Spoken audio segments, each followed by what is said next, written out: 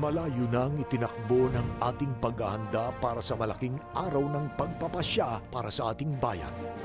Pinasumpa ang mga kandidato at tumakbo tayo para sa malinis na eleksyon at tapat na pamamahala. Inalam ang kalagayan ng pinakamahihirap sa ating bayan.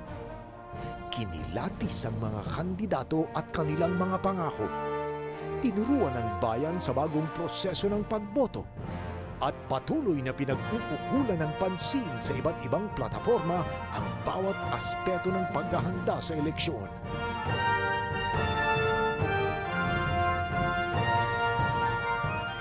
At sa darating pang mga araw, palalaganapin pang lalo ang ating pagsisiyasat para sa wastong pagpapasya.